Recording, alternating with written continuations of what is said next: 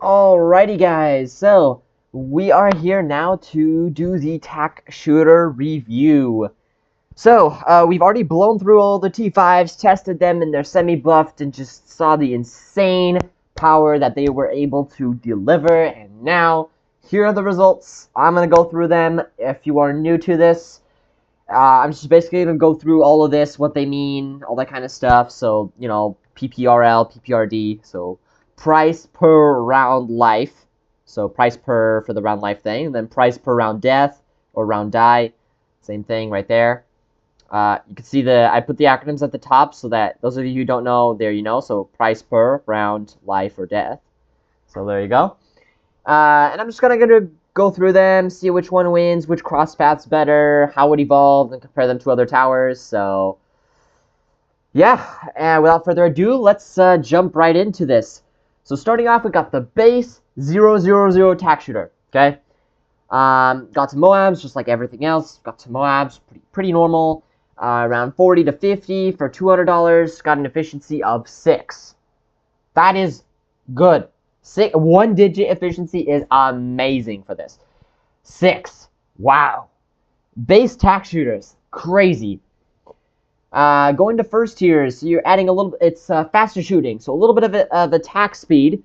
You get nothing changed really with spaced and group balloons. It's still Moabs.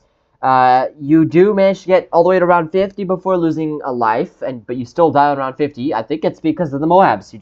There's just too many Moabs. It is more expensive though, so efficiency-wise, it's going to be less efficient. But don't get me wrong, an efficiency of $8 per round is so insanely good that you probably won't have much of a problem there. Comparing this with the first tier middle path, also Moabs, but it dies on round 40 because the middle path is I think it's like long range or something like that. So it basically just gives a little bit more range and a little bit of pierce, but it lacks that single target damage, which is why it dies on round 40. But what's nice is that it's a little bit cheaper, $50 cheaper than the top path, so it's not that bad. An efficiency of 9, which is almost the same as the top path, but a little bit worse, just a tiny bit worse. Comparing that to the bottom path first here, which is adding more tax. It's just more tax. Also Moabs for round 40 to 50, just like which is kind of in between these the other two paths. It's right in between. 40 to 50 is like okay. Basically, it's like base tack shooter. It hasn't changed. It's 40 to 50. $370. So yeah, it's it's about the same price as the middle path, I'd say, at this point. Efficiency of 9, but 9 and then 7. So that makes like an efficiency of about 8.5, which is really right in between the top and middle path.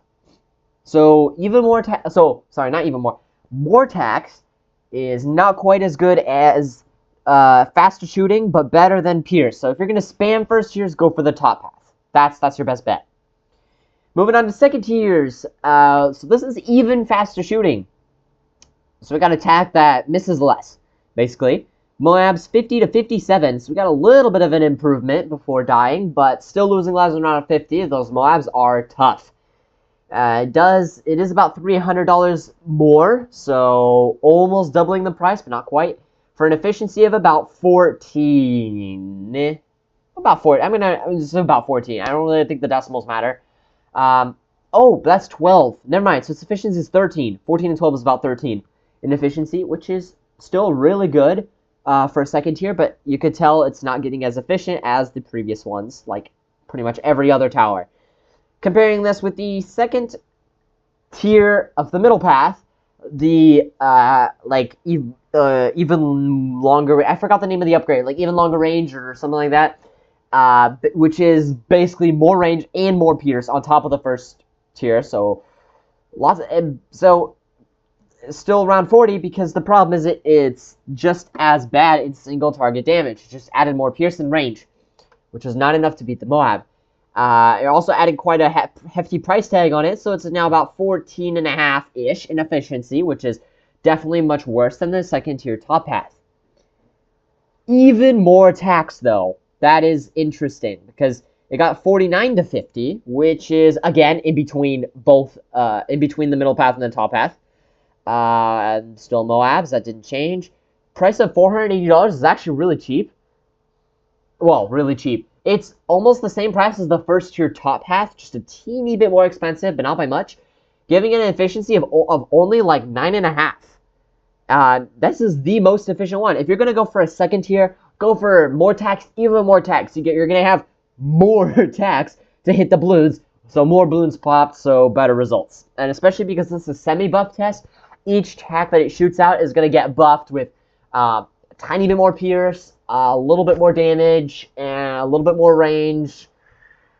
You know, that kind of the gist of things. So, and a little bit more tax speed, etc., etc. So, more tax, even more tax is definitely the way to go if you're going to spam second tiers. Now, for third tier hot shots. It's going all the way to ZOMGs for space balloons, so it's got more single target damage. Very nice. Because I think it doubles its space damage, so that's actually really, it goes from 1 to 2. I could be wrong. Don't quote me on that. I believe it goes from 1 to 2. Maybe it's 1 to 3. Anyway, better single target damage. That's what counts. Okay. Group balloon's still the same because it still has the same amount of attack, same attack speed. It's really the pierce is the issue for this one. So that's why it dies on 63, but it does get to 62 before losing a life. So still pretty nice overall for a little over $1,000. So yeah, definitely getting more expensive. But still, an efficiency of about 21 is not too shabby for a third tier. Comparing that to the third tier middle path, the blade shooter, which gives even more pierce. You've got still Moabs, but this time it manages to get to around 50 before losing a life and therefore dying, because I think the range is high enough at this point to hit the balloons enough times to pop them. So it's a little bit weird where it didn't get any single target damage but still did better, but that's where the range boosts. After a while, the range boosts make a difference, and that's what we see here. $1,100, so definitely cheaper than the top path, which makes efficiency of about 23, which is worse than the top path, but still not quite it's not excessive efficiency. It's still a good efficiency. Comparing that to the bottom path, the tack sprayer. So at this point, we're just adding more and more and more and more and more projectiles to the bottom path, which buffed, semi-buff, so more damage, more attack speed, more pierce, more range, more that kind of stuff. Does make for a pretty interesting combination. Because now it gets to BFBs Moabs. So, okay, it's not ZOMGs, yeah, but still really nice. 61 to 62 in rounds, so it's still stuck in between these two paths, between top path and middle path. But check it out. It's only $930. It is under $1,000, so it's the cheapest option, which gives it an efficiency of about 15, which is the best efficiency out of all the third tiers. So if you're gonna spam third tiers, spam tack sprayers. Its only weakness really is lead balloons, but that's like, I mean, if you're gonna do like a similar setup to the semi buff, the alchemist is enough. If it has the I can't talk. The acidic mixture dip. Why is it so hard to say? Or MIB, and then it pops lead balloons, and you're fine. And camo, but no tack shooter hits camo except for the fireball in 5th tier, but we'll get to that. So 3rd tier, spam tack sprayers. That's good. 4th tiers, though, Ring of Fire, consistently getting the ZOMGs. So now we're getting all that. We're getting the pierce, and we keep that single target damage. So Ring of Fire is pretty good. Gets all the way to around 80. So again, at this point, it's lacking more of that single target damage. It's improved. It's improved, but it's not good enough to push it past ZOMGs. It is also almost $5,000.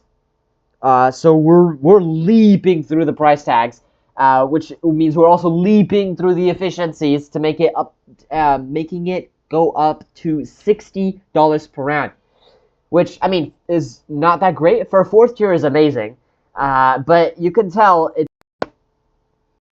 You could tell it's like 3 times more than in the previous one. So yeah, it's starting to not get very efficient for a tack shooter. Comparing that to the 4th tier middle path, you've got, which is the Blade Maelstrom. That's the ability, and honestly, it makes up for it because the ability shoots out a lot of projectiles, right? In an infinite range, big like circle. If you've never seen it in action, which you probably have, and so it gets all the way to ZOMGs. So just like the 4th tier top path, but only gets around 53 to 64. So yeah, definitely not nearly as far in terms of rounds. But again, that's the problem with the ability-based towers. Is the ability's good, it wipes everything out, but then you got this cooldown. You got a long cooldown, and in the meantime, balloons just run right past and you lose. So that's what makes it difficult for it to progress further. So, however, it is a little bit under $4,000, so it is cheaper than the Ring of Fire, but it's still less efficient. It didn't make up for it in rounds, and therefore not so great overall. It's the efficiency of like 65 compared to 60, so yeah, not great. Overdrive, so gives it more attack speed. Now you're just sending out like waves of attacks. Like it's just sheer amount of projectiles. It is crazy. ZOMG BFB, so not quite as good against group balloons. Pierce is still an issue for this tower compared to the other ones. As you can tell, it dies on round 63, which is really the round where you need Pierce or else you're dead. So, yeah, lacking Pierce. Also under this one's a little bit under $4,000 as well. Very similar to the middle path. So gives it an efficiency of about $63 per round, which makes it a tiny bit more efficient than the middle path, like more reliable basically, but worse than the top path. So if you're gonna go for a 4th tier, you'd better. It's up to you, but I'd recommend the Ring of Fire. The Ring of Fire is the most efficient one. The only problem is it's weak against purples, so you better have something against purples like MIB or another tower that pops purples maybe, or something like that. Because yeah, that's the only thing that's unfortunate. However, it pops leads where the bottom path does not pop lead, so they both have one weakness. It's kind of compensates for it. 5th tier. Oh, now 5th tiers are getting interesting. The Inferno Ring was a beast. Okay, the Inferno Ring was absolutely legendary. Its fireball is really good, single target damage, and the literal Inferno Ring around the tower is just amazing at popping grouped balloons. So, yeah, of course that's going to get really far. Bads round 110, the round 110 Bads, which is absolutely amazing. And it gets to round 108 for $50,000. It's not very cheap, but it gets you very far. So its efficiency is still only about 470, which is pretty good for a T5 tower. Compared to the Super Maelstrom, which is basically like a double blade Maelstrom, one on top of the other. It's just a lot better. And combined with if you're buffing it, like with Call to Arms and with Overclock and stuff, it just makes like walls of blades that just like cover the screen. So definitely very interesting to look at, I guess. It only gets to Bads, not bad at 110, so it's not as good overall, but still gets to around 82, which is really good for an ability-based tower. But the biggest thing is it's super cheap. It's like barely $19,000 instead of $50,000. So it's a very big price reduction, which makes its efficiency go down to $220, almost around $230 per round, which is like almost more than two times better than the top path. So definitely wins there. If you compare that to the Tack Zone, which is the ultimate projectile spitter, or whatever you want to call it, like just sheer amount of projectiles. If you ever read the description, it just has many tacks. And that's literally what it is. Dies to B80s, OMGs, okay, around 87, which is a little bit unfortunate, but whatever. It's also cheap, coming in at $24,000. So makes its overall efficiency at about 275. So that is pretty good, but not as good as the middle path. So if you are willing to be sweaty about the ability, yeah, invest in those super maelstroms. It is very worth it. If you want to be just very casual because you're not sweaty with the abilities, Tack Zone is your second best bet. So there you go. Now in terms of cross paths, for Inferno Ring, 520, more range and more pierce on your Inferno Ring, or more tax, even more tax on your Inferno Ring. And there's a pretty clear winner here. It's not drastic, but it's small. So if you look at the 520, bad 120 all the way around, whereas the 502 is not so great against the grouped balloons. For some reason, you know, it just doesn't have quite as much pierce. It's not as much range, so it doesn't pop the balloons quite as well. So it's a little bit better group balloons for the 520. It also guarantees you to round 111, like assuming you put it in the same spot with the same buffs, the same whatever. RNG is also a factor in this, but that's something else. Whereas the 502 gets you to only around 108 before losing a life. And they're pretty much the same price. At this point, it's like $100 off for $50,000 is not really going to change you very much. So the 520, an Inferno Ring with more pierce and range, is more efficient and is the winner of the top path. Yay! Good job, good job. Okay, for the Super Maelstrom, it's even faster and even faster, or more tax, even more tax.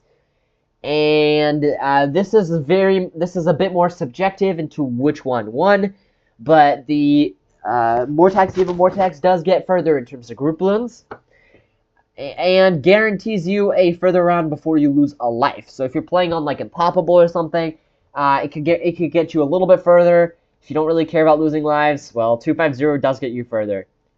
However, what's nice is the 052, the more tax, even more tax, is also a tiny bit cheaper, just $220 cheaper. So its efficiency is better on average. But I say it's a little bit subjective because if you go to like before death, technically the 250 is a little bit better, but the 052 is more consistent. So I think for the purposes of this test, I consider the 052 the winner of the middle path. Yay! Good job, good job. Bottom path tax zone. So more pierce and range or faster. And this is just this one's a very obvious win, as you can see. The more pierce and range is really the biggest weakness for the tax zone, and yeah, gets much further for space balloons because it can hit them from much further away. Gets to around 97 instead of 89, which is like much further, and it's a little bit cheaper, so its efficiency is 250 instead of 274. Your tax zone must hit, or should have more pierce and range. That's the problem, and attack speed will not do it. Also, attack speed will wear off your alchemist buff even faster, so it's not quite as good, but yeah. And on attacks like Cubism, for example, the tax zone is even better with pierce and range because it allows you to hit some of the further. If you haven't watched the video, I recommend you do because you could like see it in action. But it gives you like more paths to hit on where if you went with attack speed, it would not hit. So yeah, pretty good overall. Now let's see. Comparing it to other towers, so we got like 450, 220, 250, right? Something like that. 50 to 220. So it's more efficient than the Dart Monkey. Very nice. Definitely more efficient than the Boomerang Monkey. Very nice. More efficient than the Bomb Shooter. Very nice. Oh, wow. So this one is actually the most efficient semi-buff tower in the game so far. So probably, because we only have got Ice and Glue left in the primaries, the Tack Shooter is probably the most efficient primary tower to buff. All right. That pretty much concludes the review for the tack shooter. If you guys enjoyed this, please hit that like button. That's a great way to do it.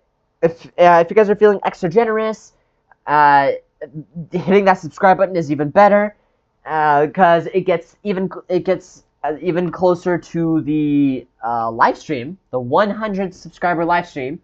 I will give you more details on that when we do get closer, like what we'll be doing, when are we doing it, etc., etc. Okay, and just a heads up, I will be asking your opinion, okay, on times, because I do have a tight schedule, but I know that all of you probably, or maybe not all of you, but a lot of you probably have some tight schedules too. So if you want to participate, you will have a chance to voice your opinion when the time comes. And yeah, so oh, and if you have other things you want to see on this channel, please leave a comment down below. I will read the comment. I will see if I can do it.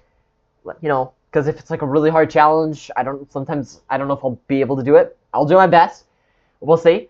I might make a video on it just to show you that I can't do it. I don't know. But yeah, so thank you for watching. Thank you for all your support, and I hope that all of you have a really good day.